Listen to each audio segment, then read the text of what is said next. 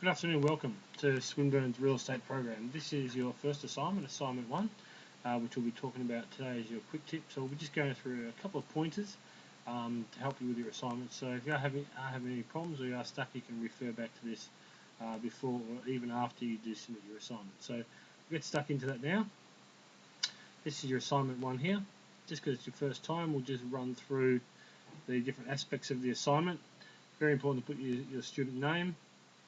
You put your student number down and your phone numbers, just so if we do need to call you or one of our other teachers need to call you, that can happen as well. So just with the authenticity, it is very important with regard to plagiarism that you do not copy. If that happens, there is consequences. So hopefully that doesn't happen and we can just get on and have a great learning experience here. Just over here with the question 1, it's fairly straightforward from your book. 7 eligibility requirements. So they're all specified there in the first couple of pages, or pages 55 and 56. Very clear there. You can quote the legislation at the end, which works really well as well. When it comes to 2, about the offences of giving people money without the authority, you need to quote legislation there as well, with some specific reasons.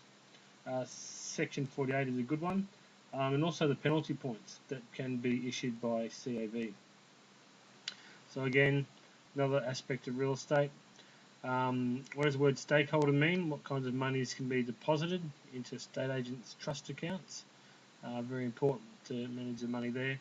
Under Section 62 of the Estate Agents Act, what are the principals, agents' obligations and liabilities regarding trust money? Very clearly laid out there as well. They take all the responsibility. So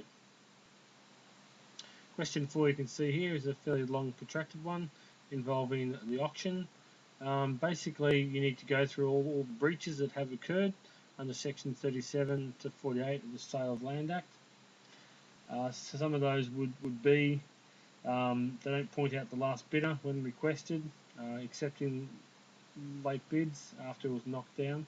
They're the main ones that students do miss, so just go through those and make a good list of all the ones you need to be doing there. Scroll down to question 5. That's breaching of regulation 6, 10 and 18, 12 and 20 and a few others. You're asked to list what regulations have been breached and the professional conduct regulations. Question 5A, you're asked to list what regulations have been breached, so just go through those. At least 5 regulations have been, just for a bit of guidance there.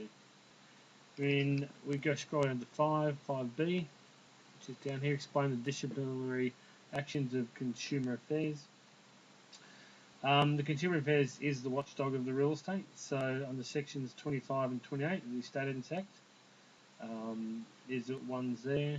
Question C of that one is you need to list the consequences that VCAT can impose on people.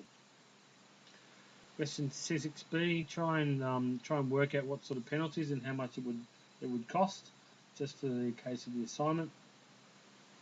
C refers particularly to section 236 of the Competition and Consumer Act. Have a look through that one, and the question 7 is actually called licensed lending.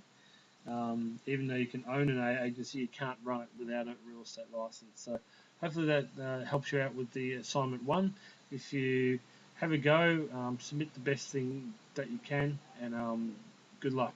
I look forward to correcting your assignment.